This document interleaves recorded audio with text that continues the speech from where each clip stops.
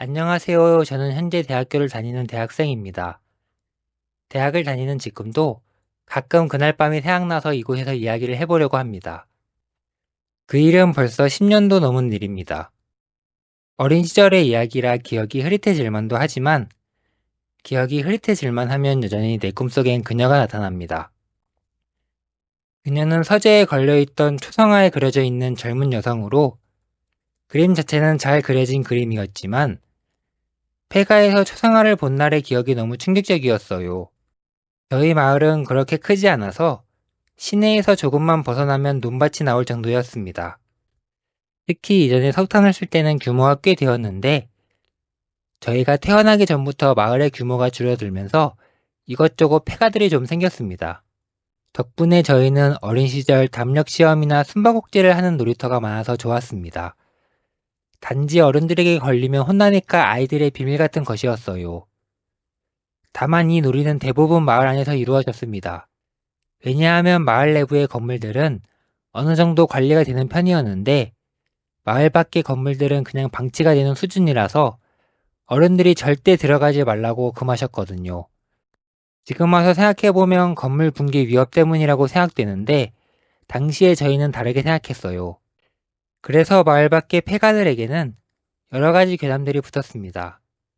저희가 들어가지 않게 납득할 만한 끔찍한 이야기들이었어요. 그 중에서도 가장 유명한 곳은 산 초입에 위치한 20년 이상 방치된 폐저택입니다. 실제로 사망 사건이 일어났다는 그 집은 실제 사건과 저택의 크기의 거대함으로 인해서 많은 이야기들이 돌았고 사건이 벌어진 지도 오래되어 수많은 왜곡이 가해졌고 아이들 사이에서는 이미 원본을 알아볼 수 없게 변형되어 괴담에 가까워졌습니다. 거기서 일가족이 전부 죽었다며 누가 시체 상태를 본 적이 있다던데 완전히 엉망이었다고 해. 저택을 방문한 사람이 큰 화를 당해서 도망쳤다는 이야기가 있어. 그 이후로 저택을 사겠다는 사람도 리모델링을 하겠다는 사람도 다 포기했대. 이렇게 괴담이 무성한 가운데 그 집 정원을 지나서 정원 앞까지 갔다가 왔다는 친구가 학교에서 일약 스타가 되자 우리는 호기심에 모이기로 했습니다. 절대로 그 친구가 그곳에 가보지 않은 자는 자신보다 겁쟁이라고 해서 발끈한 것이 아닙니다. 총 5명으로 구성된 탐험대는 나, 승현이, 지우, 민철이, 그리고 성진이로 이루어졌습니다. 저희는 저녁을 먹고 부모님에게 학교 운동장에서 친구들과 놀고 온다고 말한 후 모였습니다. 이왕 가는 김에 안쪽까지 들어가 보자. 건물 안으로 들어가면 우리가 더 용감한 사람이 되는 거야. 우리는 모험의 기대로 흥분했고 기대감이 뒤섞여 있었습니다. 폐저택으로 가는 길은 방치되어서 수풀이 자라 있었지만 등산로로 이용되는 길이라서 그런지 어느 정도 길이 생겨 있어서 어린 우리들을 방해할 정도는 아니었습니다. 저희는 열려있는 대문을 넘어서 잡초들이 가득 자라있는 정원을 지나 저택의 문 앞에서 잠시 멈췄습니다. 이후 돌아갈까 고민하다가 시범 삼아서 잠시 문을 열어보니 문은 잠겨있지 않았습니다. 낡은 철제 현관은 작은 힘에도 삐걱거리면서 열렸습니다. 먼지, 거미줄, 썩은 나무 냄새. 몇 년 동안 아무도 들어오지 않은 것 같은 공간은 그 자체로 하나의 생명체처럼 탁한 솜을 저희에게 내쉬었습니다. 저희는 혹시 몰라서 구석구석 뒤지지는 않고 다 함께 뭉쳐서 거실, 주방, 계단 등을 차례대로 지나갔습니다. 혹시 넘어져서 다칠까봐 조심스럽게 이동하며 우리는 2층의 서재로 향했어요. 2층의 서재는 해당 건물에 등장하는 괴담에서 자주 등장하는 소재였기에 다들 가보고 싶어 했던 장소였습니다. 그곳은 다른 방보다 훨씬 잘 정돈되어 있었습니다. 먼지로 가득한 것을 제외하고는 서재엔 빛바랜 책들이 질서 있게 꽂혀 있었고 책상 위엔 오래된 잉크펜과 펜촉이 놓여 있었습니다. 마치 영화에서 그대로 옮겨온 듯한 모양새였어요. 최종적으로 우리 눈에 들어온 것은 서재 벽 한편에 걸린 초상화였습니다. 그 그림은 이상하게도 시선을 끌었습니다. 검은 드레스를 입고 살짝 고개를 돌린 채 정면을 바라보는 구도를 한 젊은 여인의 초상화는 눈은 웃고 있었고 입술은 부드럽게 다물려 있었지만 왠지 말을 걸어올 것 같은 표정을 하고 살아있는 것처럼 생동감 있어 보였습니다. 그림의 크기는 어린아이 상반신 정도로 꽤 컸고 액자는 정교한 조각으로 장식되어 있었어요. 지우가 말했다. 우리 이곳에 다녀왔다는 기념품 이것으로 하는 것이 어때? 저 그림은 좀 이상해. 너무 살아있는 것 같아. 지금 우리를 보고 있는 것처럼 보여. 다른 것으로 하는 것이 좋을지도 몰라. 우리 모험의 기념품으로 삼기는 나쁘지 않은 것 같아. 승현이가 그렇게 말하며 그림을 벽에서 떼어냈습니다. 그리고 그 순간 건물이 진동했다. 지진 같은 울림이 땅바닥을 타고 올라왔고 천장에서 먼지가 떨어졌다. 멀리서 울음과 비명, 웃음이 뒤섞인 기괴한 합창 같은 소리가 들려왔다. 성진이는 귀를 막고 주저앉았고 민철이는 초상화를 다시 내려놓으라고 소리쳤다. 거봐, 이거 들고 나오니까 이러는 거잖아. 그러나 승현이는 초상화를 들고 뛰기 시작했다. 이거 돌려놓으면 우리가 이곳에 왔다는 증거가 없어지잖아. 나는 거짓말쟁이 취급당하고 싶지 않아. 승현이가 뛰어서 서재를 나가자 나머지 아이들도 어쩔 수 없이 그 뒤를 따라 달렸다. 서재를 나가자 더 무서운 일이 일어났습니다. 나는 도망치면서 승현이의 손에 들린 그림을 흘끗 보았는데 그림 속의 여인은 아까까지의 웃는 표정과 다르게 슬픈 표정을 짓고 있었습니다. 지금은 차가운 슬픈 표정에 가까운 무표정으로 변해 있더군요. 저는 그 기괴한 표정을 보고 소스라치게 놀랐습니다. 아이들 중 누군가가 말했어요. 돌려놓자. 이것을 떼고 나서부터 시작된 거잖아. 이 그림은 본인이 저택에 나가는 걸 싫어하는 것 같아.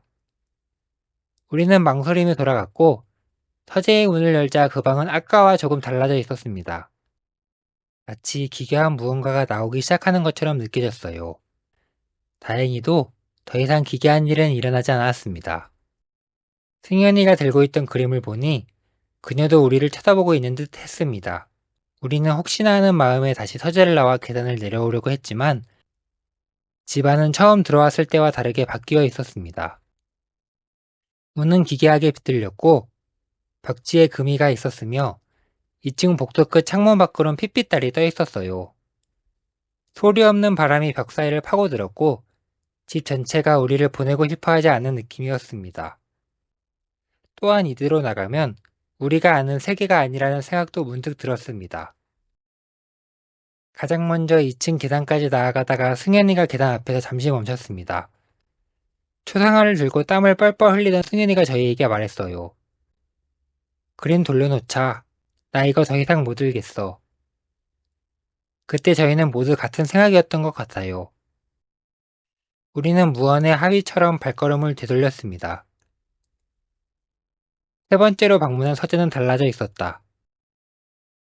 책장은 쓰러져 있었고 책장 위의 잉크병은 바닥에 끼져 액체가 흘러내리고 있었다.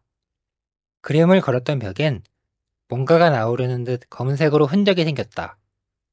결국 공포에 질린 성진이가 울기 시작했습니다. 죄송해요. 진짜 죄송해요. 우리가 잘못했어요. 지우가 탈진한 것 같은 승현이에게 그림을 받아 벽에 다시 걸었습니다. 그림을 거는 동안 모두가 긴장해서 침묵했어요. 그림이 걸리자 귀곡성이 멈췄습니다.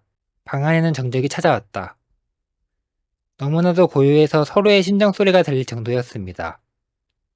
우리는 주위를 둘러보다가 결국 모두 초상화를 바라봤습니다. 그리고 그림 속 여인이 희미하게 미소를 짓고 있는 것처럼 보였어요. 마치 됐다, 돌아가도 된다, 그런 목소리가 들리는 듯 했습니다. 그 순간 나는 이상하게도 눈물이 났습니다.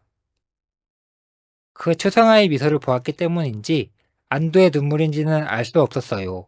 액자를 건 이후 조용해진 저택을 나오는 우리는 뛰거나 말을 하지 않았습니다. 그저 천천히 조용히 계단을 내려가 밖으로 나왔습니다. 집을 나서자 기이하게 불던 달은 어느새 사라지고 노란색의 달과 함께 차가운 방공기가 피부를 식혀줬다. 집은 더 이상 울지 않았고 어둠 속에서 조용히 다시 잤는 듯 보였습니다. 승현이가 저희에게 낮은 목소리로 말했습니다. 미안. 괜히 건드려서. 진짜 죽는 줄 알았어. 지우가 위로를 하듯 말을 했다. 그래도 무사히 나온 게 어디야. 그 해 이후 우리는 그 집에 다시 가지 않았습니다. 그림 이야기를 꺼내는 것도 되도록 피했습니다.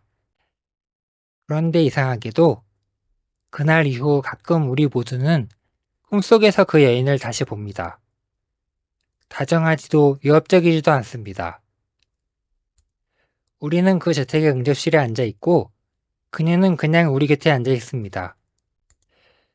그리고 종종 우리 중 한 명이 힘든 일을 겪을 때면 희미한 미소를 지으며 머리를 쓰다듬어 줍니다.